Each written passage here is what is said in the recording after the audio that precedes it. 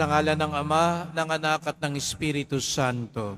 Amen. Sumainyo ang Panginoon. At sumayo rin. Mga kapatid, tinipon tayo bilang isang angkan ng Diyos upang sama-sama tayong magpasalamat at mag-alay sa ating Ama sa Langit sa pamamagitan ng ating mahal na Pong Jesus Nazareno. Buksan natin ang ating mga isipan, ang ating puso, ang ating buhay, upang lubos nating matanggap ang kanyang pagpapala at awa. Atin ngayong pagsisihan ang ating mga kasalanan. Panginoong Hesus, Ikaw ang sinugong tagapagligtas ng Ama. Panginoon, kaawaan mo kami. Panginoon, kaawaan mo kami. Kristo Jesus, dulot mo ang awa at pagmamahal ng Ama para sa aming kaligtasan. Kristo, kaawaan mo kami. Kristo, kaawaan mo kami. Panginoong Hesus, lagi mo kaming tinatawag na magbagong buhay at magbalik loob sa Ama. Panginoon, kaawaan mo kami. Panginoon, kaawaan mo kami. Kawan tayo ng makapangyarihan Diyos, patawarin tayo sa ating mga kasalanan at patnubayan tayo sa buhay na walang hanggan. Amen. Manalangin tayo.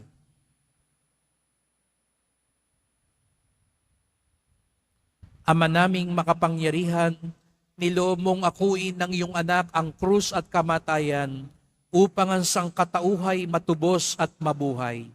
Ang pag-ako namin sa krus at kamatayan dito sa lupa ayon sa diwa ng pagsunod sa iyong loob na ginanap ng iyong anak ay magpagindapat nawang aming kamtin ang lubos na katubusan at pagkabuhay sa iyong piling. Sa pamamagitan ni Jesucristo, kasama ng Espiritu Santo, magpasawalang hanggan. Amen. Magsiupo muna po ang lahat. Pagbasa mula sa aklat ni Propeta Jeremias. Nang pasimula ng paghahari sa Huda ni Joaquim na anak ni Josias, tumanggap si Jeremias ng pahayag mula sa Panginoon. Tumayo ka sa bulwagan ng templo at magsalita ka sa mga naninirahan sa lahat ng lungsod sa Huda na naparoon upang sumamba. Huwag kang maglilihim ng anuman, baka sakaling sila'y makinig at tumalikod sa kanilang masamang pamumuhay. Kung magkagayon, pahihinuod ako at hindi ko na itutuloy ang parusang inihahanda ko sa kanila dahil sa masasamang ginagawa nila. Sasabihin mo sa kanila, sinasabi ng Panginoon, kung hindi kayo makikinig sa akin at kung hindi ninyo susundin ang mga utos ko sa inyo at di ninyo pakikinggan ang sinasabi ng propetang sinugo ko sa inyo, ang templong ito'y itutulad ko sa silo at gagamitin ng mga bansa ang pangalan ng lungsod na ito sa panunungayaw. Ang pahayag na ito na Jeremias ay napakinggan ng mga saserdote, ng mga propeta, at ng lahat ng taong nasa templo ng Panginoon. Pagkatapos niyang magsalita, si Jeremias ay dinakip nila. Dapat kang mamatay. Bakit nagpahayag ka sa pangalan ng Panginoon na matutulad sa silo ang templong ito? Mawawasak ang lungsod at walang matitirang sinuman at siya'y pinaligiran ng mga tao. Ang salita ng Diyos. Salamat sa Diyos.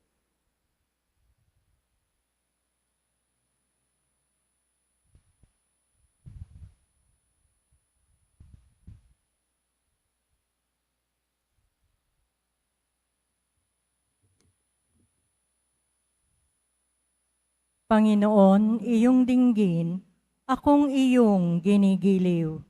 Panginoon, iyong dinggin, ako'y iyong ginigiliw. Ang nangamumuhi ng walang dahilan, higit na marami sa buhok kong taglay. Daming sinungaling na nagpaparatang. Ang hangad sa akin, ako ay mapatay. Ang pag-aari kong di naman ninakaw. Nais nilang kunit, dapat daw ibigay. Panginoon, iyong digin, ako'y iyong ginigiliw.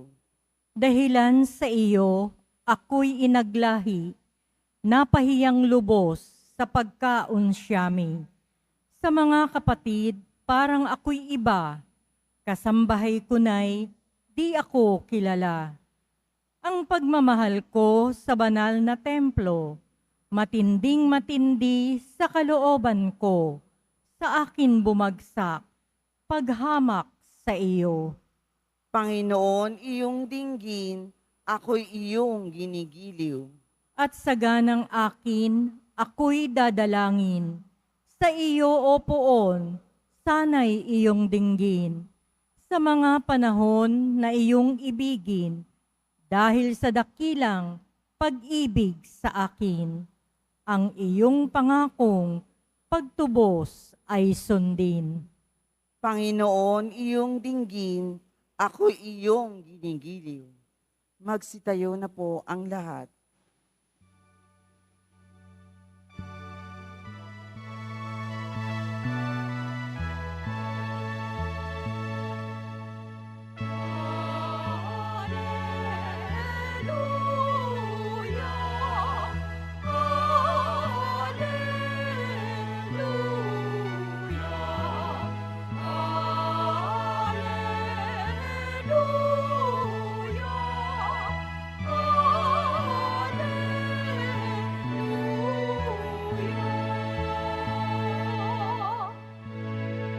Balita sa inyo ngayon, salita ng Panginoon,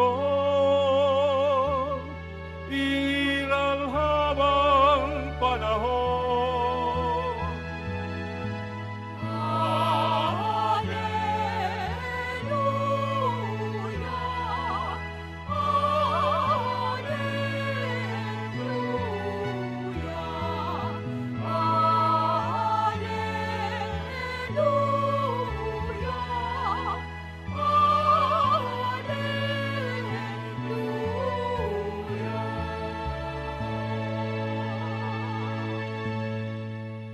Sumainyo ang Panginoon. At sumayo rin. Ang mabuting balita ng Panginoon ayon kay San Mateo. Papuri sa iyo, Panginoon. Noong panahong iyon, umuwi si Jesus sa kanyang bayan at nagturo sa kanilang sinagoga. Nagtaka ang mga nakarinig sa kanya. Sabi nila, saan kumuha ng karunungan ng taong ito? Paano siya nakagagawa ng kababalaghan? Hindi ba ito ang anak ng karpintero? Hindi ba si Maria ang kanyang ina at sina Santiago, Jose, Simon at Judas ang kanyang mga kapatid na lalaki? At dito nakatira ang kanyang mga kapatid na babae, hindi ba? Saan niya natutunan ang lahat ng ito? At ayaw nilang kilanlin siya. Kaya't sinabi ni Jesus sa kanila, ang propeta ay ginagalang kahit saan, liban sa kanyang sariling bayan at sa kanyang sariling sambahayan. At dahil sa di nila pagsampalataya, hindi siya gumawa doon ng maraming kababalaghan.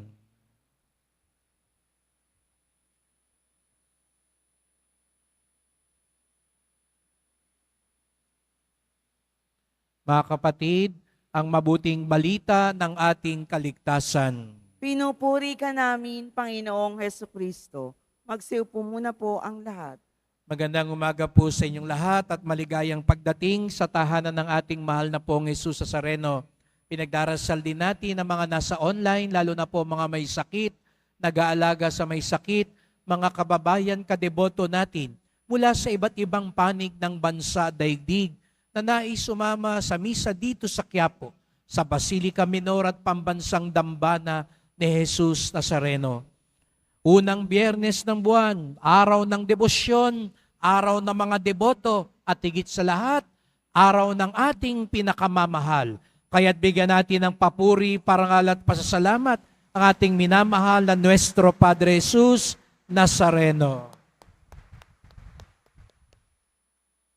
Kanina po ay may dalawang paring sumama sa akin sa misa galing sa Angono at Cardona upang sunduin ang mga imahe ng ating pong Nazareno na dadalaw sa kanilang parokya. At napansin ko nga po na kahit hindi Enero, buong taon ay walang patid ang mga paanyaya at pakiusap na dumalaw ang Nazareno sa kanilang mga parokya at sambayanan. Yung ating 5 imahe ay lahat lumalabas, puno ang booking nila. No? Tayo na po ang tumatanggi at humingi ng pangunawa sapagkat hindi natin mapagbigyan lahat. No? At ako po'y nagugulat sa mainit na hangarin ng mga tao. Mula Ilocos hanggang Visayas, kung pwede lang sa Mindanao, mahirap lang kasing ibiyahe, ang laki ng Nazareno. Pero natitiyak ko kung magiging madali iyon, kung meron sigurong sasagot nung kanyang barko papunta doon, kahit hanggang Mindanao, pupuntahan ng Nazareno. Ganun na lang kainit ang pagtanggap sa Kanya. At tayo dito ngayon, lalo na ngayon, unang Biyernes, nag-uumapaw ang mga deboto dahil sabik na sabik tayong makita siya. Gustong-gusto natin tanggapin siya sapagkat ang tunay na tumatanggap, ang tunay na nagbubukas ng puso, ang makararanas ng kanyang pagpapala. Amen. Ang naniniwala na maghihimala sa kanila ang pong Jesus Nazareno, itaas nga ang kamay at pumalakpak ng mas malakas.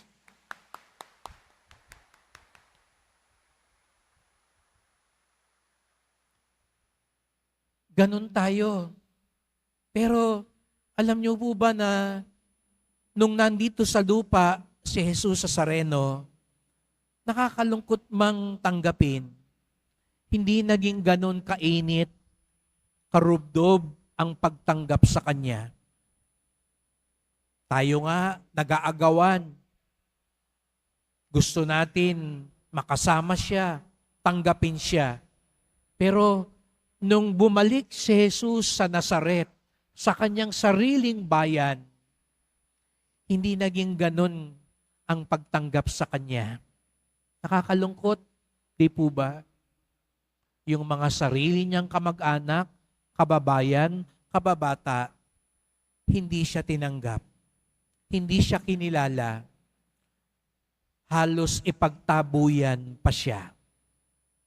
Siguro tayo sasabihin natin, kung ako lang nandun, sa bahay ko na lang si Jesus. Dito na siya sa akin mag-almusal, mananghalian, maghapunan. Dito na sa akin siya matul. Kung ayaw nila sa Kanya, ako na lang. Pero nakatitiyak po ba kaya tayo, nung nandun tayo, makikilala natin si Jesus Nazareno? Bakit hindi nila nakilala si Jesus? Sapagkat ibang-iba ang naging panuntunan ng tao. At, ingat tayo, baka yun ang panuntunan natin ngayon. Ano daw yung nangyari? Nung nasa ibang bayan si Jesus Nazareno, gumawa siya ng mga himala. Nagpagaling siya ng mga may sakit. Nagpakain siya sa mga nagugutom. Nagpalakad siya ng mga pilay. Nagpakita ng mga bulag. Nangaral ng maayos. At nung uuwi na siya, at nung nakita na siya ng kanyang mga kababayan, anong sabi ng kanyang mga kababayan? Saan siya kumuha ng karunungang ito? Paano siya nakakagawa ng kababalagan? Nagtaka sila. Sa halip na humanga, nagtaka. At ano pang dugtong nila? Hindi ba yan yung karpintero? Anong sukatan nila? Yung gawain ng tao. Tayo ho ba? Paano tayo manukat ng tao? Kaya minsan, pag may nanliligaw sa anak mo, anong tanong mo? Ano ba trabaho niyan? Saan ba nagtatrabaho yan? Magkano ba sweldo niyan? Anong sabi ng mga kababayan? Hindi ba yan yung anak ni Aling Maria? Yung nabuntis bago ikasal? Yung disgrasyada? Ayan, umiral na yung mga marites ng Nazaret. Naalala pa yung nangyari 30 taon na ang nakakalipas. Di ba yun? Ano tanong nyo sa ibang tao pag nakita nyo? Anong pamilya galing to? Sang bayan galing yan? Di ho ba ang mga panukat natin, hindi pa rin naiiba? Hindi ba yan yung mga kalaro lang natin noon? Di ba yan yung mga kapatid, pinsan ng mga taong ito? Di ba kapitbahay lang natin yan? Hindi naman yan nakapag-aral sa Jerusalem. Hindi naman may kaya yung pamilyang yan. Saan niya nakuha ang karunungang yan? Ang panuntunang yan, nagpapatuloy hanggang ngayon. Minsan nga, tinitingnan mo yung suot. Ano ba suot nito? Katabi ko. Magara, may tatak, may pangalan. Bigatin siguro ito. Di mo alam. Nabili lang pala sa Divisoria. Peke pala yun. Kala mo lang may tatak. No? Usong-uso yan ngayon. No? Tayo naman, nasisiyahan ka ba sa ganun? Basta, di naman nila alam na fake ito. Bibiling ko yung may tatak para magpa-impress. Kasi, ganun din ba ang panuntunan natin? Mga kapatid, tandaan natin, kaya hindi nakilala si Jesus sa Nazareno dahil sa ganoong mga sukatan. Ganun tumingin ng mundo. At higit sa lahat, bakit hindi siya nakilala? Simple lang po ang dahilan. Inggit. Inggit. Inggit. Kaya sa misang ito, hilingin natin, tanggalin ang inggit sa ating puso. May kasabihan tayo, ang inggit, pikit. Tingnan mo yung katabi mo, nakapikit ba? Hindi yan inggit, natutulog lang yan. No? Pero bakit daw nasabing ang inggit, pikit? Pikit siya sa kagalingan ng iba. Hindi mo matanggap. Mahusay ang iba. Kaya nga yung mga taga-Nazaret, yun ang problema sa kanila. Inggit sila. Bakit nagkaganyan yung Nazaret? Si Jesus na yan. Pareho lang naman natin siya. Hindi nila matanggap, mas magaling si Jesus. Hindi nila matanggap, mas mabuti si Jesus. Inggit, pikit. At pag ang inggit, pikit, ang inggit, masungit. Ayan. Tingnan nyo, no? Magkakadugtong yan eh. Pag ang pikit ka sa kabutihan ng iba, sumusungit ka. Ayun, sinungitan si Jesus sa Nazareno. Kaya pinagtabuyan siya. Kaya hindi siya tinanggap. Kaya tatandaan nyo ngayong araw na ito, ang inggit, pikit. Ang inggit, masungit. Kaya pag pikit, masungit, ang inggit, pangit. O wag nyo na tignan yung katabi nyo, baka mapaaway pa kayo. Pero bakit pumapangit? Hindi lang mukha ang pumapangit. Pangit din ang pananaw sa buhay. Bakit pangit ang pananaw sa buhay ng taong mainggit? Wala ka ng ibang ginawa, kundi tignan ng ginagawa ng iyong kapwa. Ubus ang oras mo. Titignan mo, may bagong TV, kala mo kung sino. Kung magpahanda, kala mo naman. Siguro inutang naman yan. Biruin mo yung oras mo, inuubos mo para tignan lang kapwa mo kung anong ginawa niya. At aminin natin, kaya tayo nangingit-ngit. Ayan, may dagdag pa pala. Ang inggit, nagngingit-ngit. Bakit? Kasi hindi mo magawa yung ginagawa niya. Mamaya, pag may katabi kayo dyan, pag dumaan yung kolekta, naghulog ng 100, sabi mo, yabang nito. Kaya ka lang naman naging nagalit kasi ikaw, 20 lang bibigay mo, nainggit ka. No? Talo ka. Pero hindi naman ho yun eh. Hindi yun ang sukatan.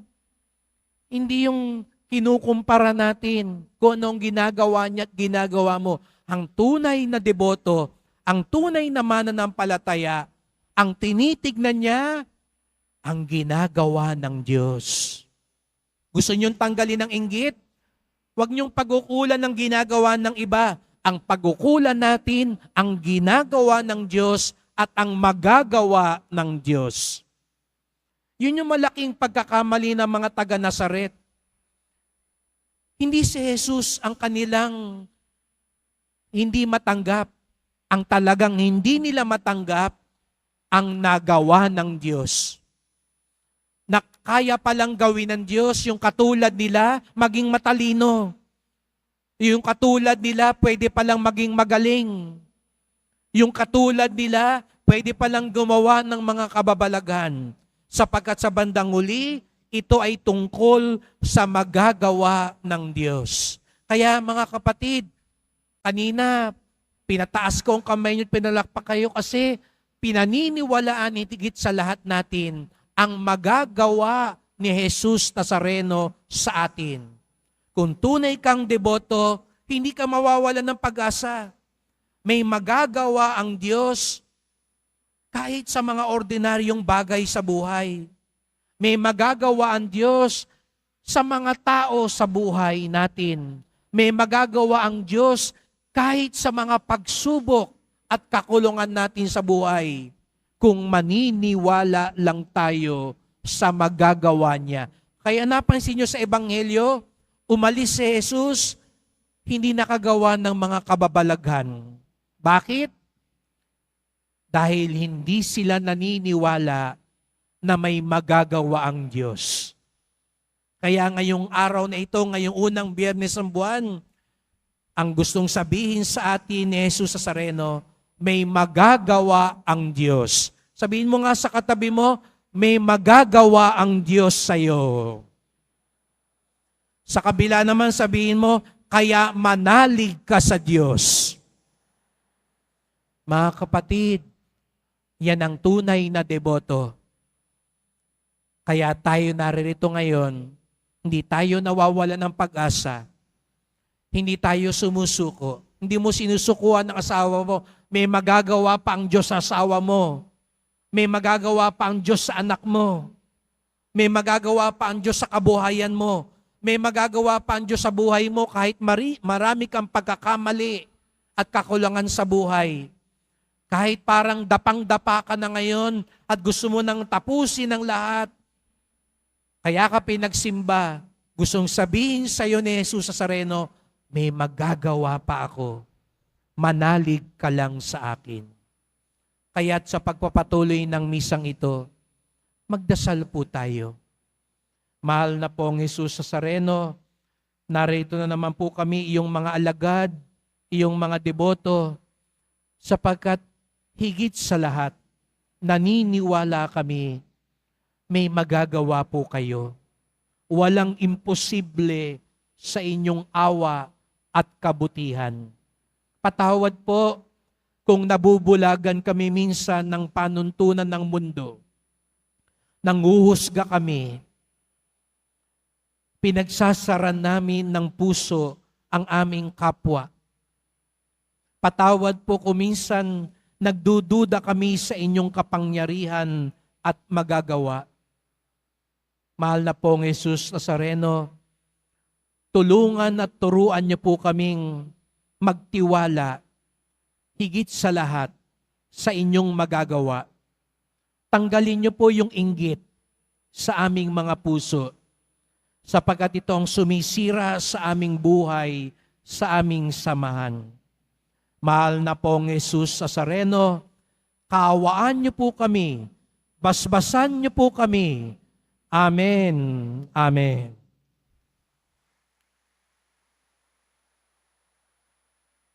Magsitayo na po ang lahat. Mahal ko mga kapatid, idulog natin sa mahal na pong Jesus Nazareno ang ating mga kahilingan, taglayang matibay na pananampalataya sa kanyang pagkadiyos, ang tapat na pag-asa sa kanyang kapangyarihan at ang maningas na pag-ibig sa kanyang puso. Ang ating tugon, mahal na pong Jesus Nazareno, kaawaan mo kami. Mahal na poong Jesus Nazareno, kaawaan mo kami.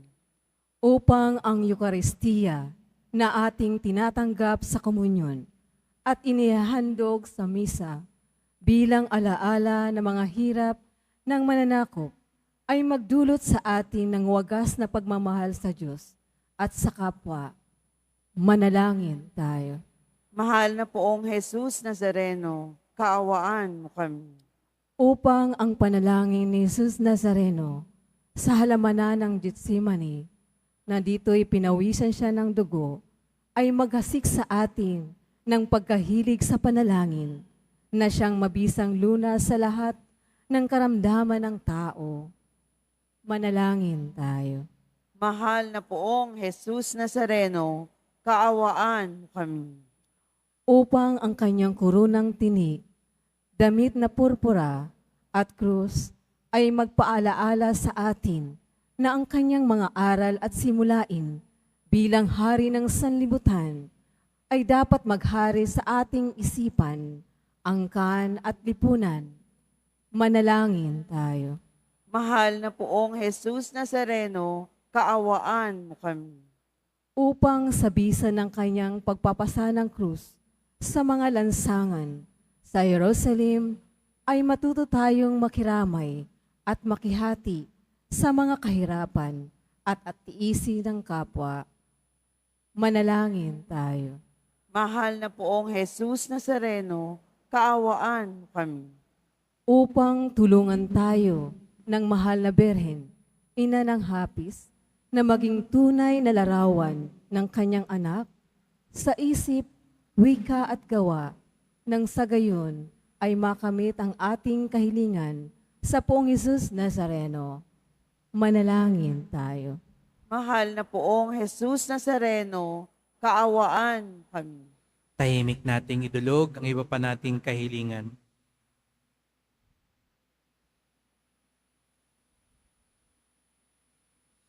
Ama naming mapagmahal, nahayag sa salita, gawa, buhay at kamatayan ng iyong anak na ang Diyos ay pag-ibig.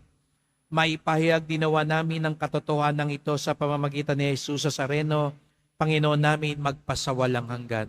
Amen.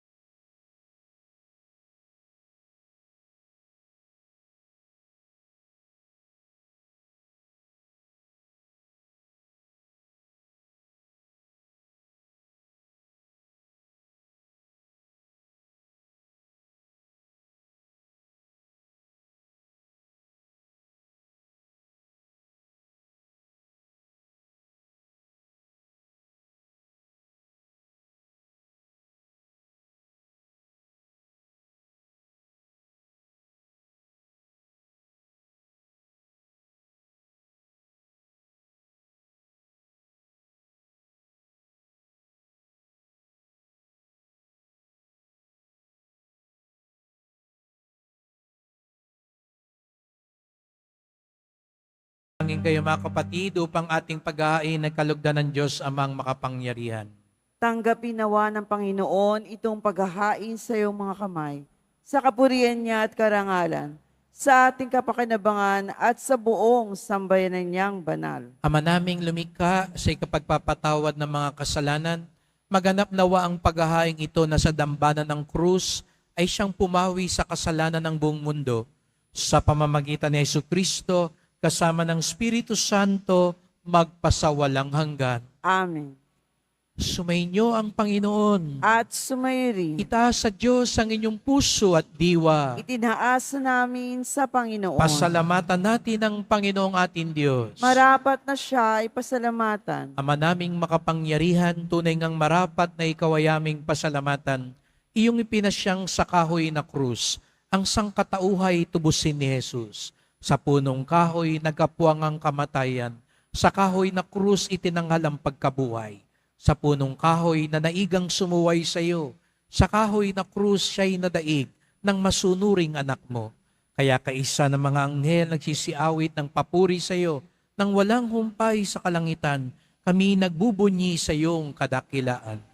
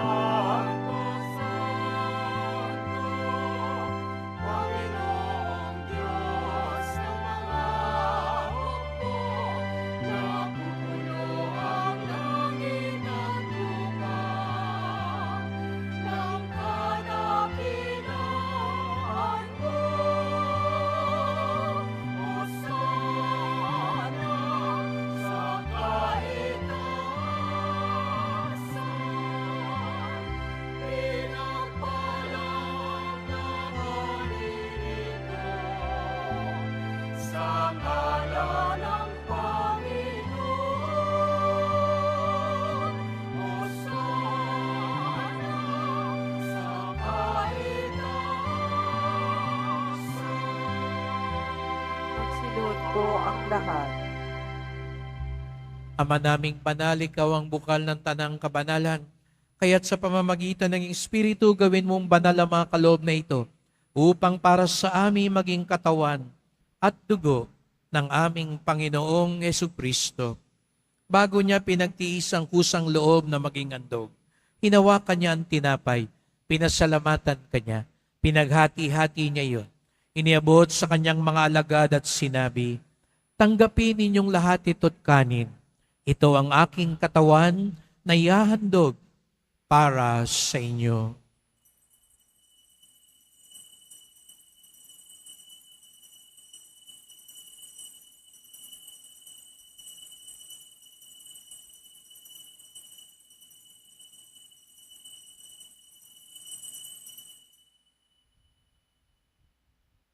Gayun din naman nang matapos ang hapunan, hinawakan niya ang kalis. Muli kanyang pinasalamatan.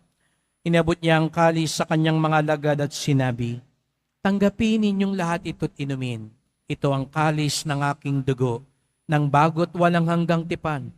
Ang aking dugo na ibubuhos para sa inyo at para sa lahat sa ikapagpapatawad ng mga kasalanan.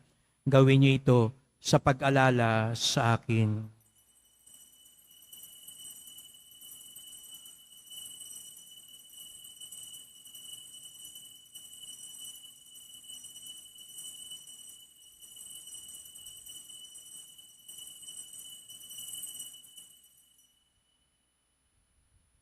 Magsitayo po ang lahat. Ipagbunyi natin ang misteryo ng pananampalataya. Si Kristo'y namatay, si Kristo'y nabuhay, si Kristo'y babalik sa wakas ng panahon. Ama, ginagawa namin ngayon ang pag-alala sa pagkamatay at muling pagkabuhay ng iyong anak. Kaya tinalay namin sa iyon tinapay nagbibigay buhay at ang kalis na nagkakaloob ng kaligtasan. Kami nagpapasalamat dahil kami yung minarapat na tumayo sa harap mo para maglingkod sa iyo.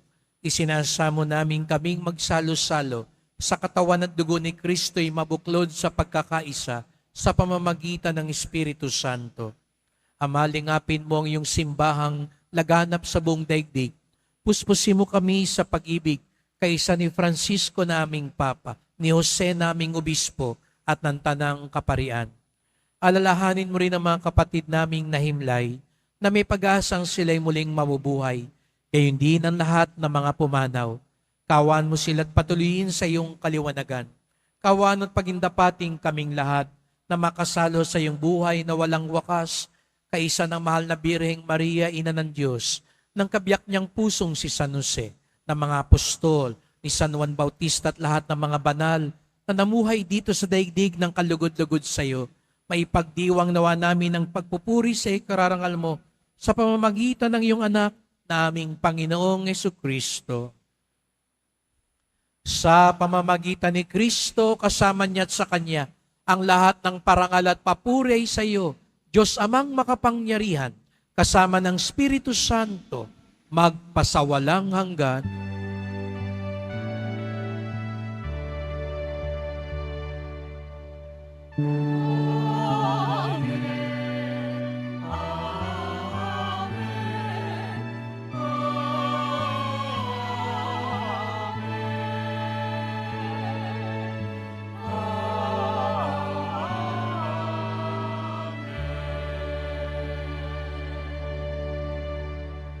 Buong galang tayong tumawag sa ating Ama sa Langit.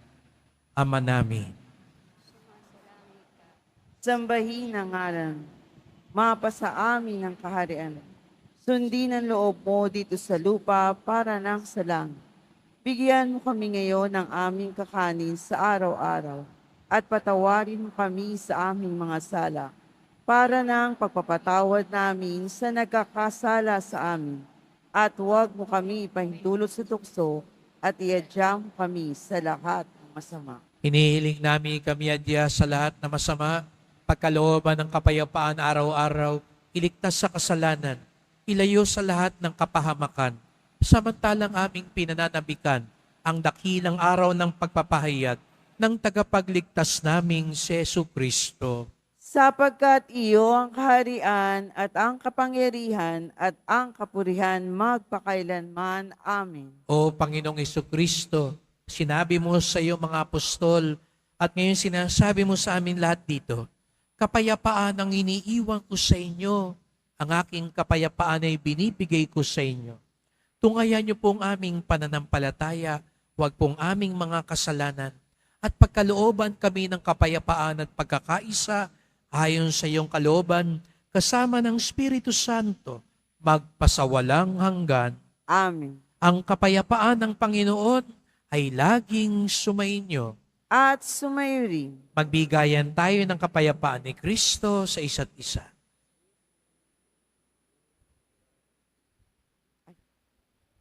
Kordero ng Diyos na nag-aalis ng mga kasalanan ng sanlibutan, maawa ka sa amin. Kordero ng Diyos na nag-aalis ng mga kasalanan ng sanlibutan, maawa ka sa amin. Kordero ng Diyos na nag-aalis ng mga kasalanan ng sanlibutan, ipagkaloob mo sa amin ang kapayapaan. Magsiluhod po tayong lahat. Narito ang ating Panginoong Jesucristo, ang Kordero ng Diyos na nag-aalis ng mga kasalanan ng sanlibutan. Mapapalad ang inaanyayahan sa kanyang piging. Panginoon, hindi ako karapat-dapat na magpatuloy sa iyo, ngunit sa isang salita mo lamang ay gagaling na ako.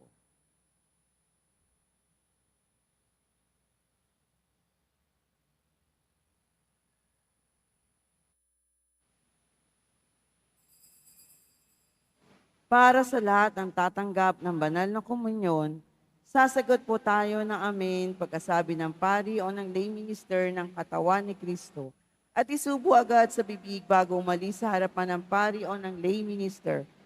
Sumunod po tayo.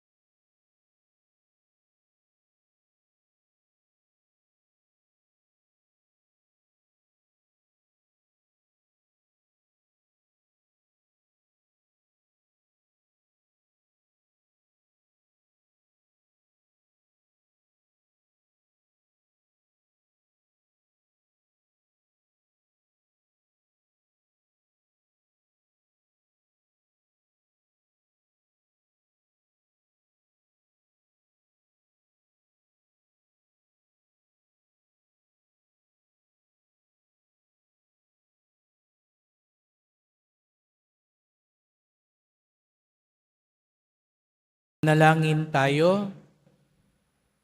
Panginoong Kristo, kaming nagsalo-salo sa banal na pakikinabang ay nakikiusap sa iyo ng mga nasagip ng kahoy na krus na nagbibigay buhay ay iyong ihatid sa pagkabuhay sa kaluwalhatian, sapagkat ikaw ang Panginoon magpasawalang hanggan.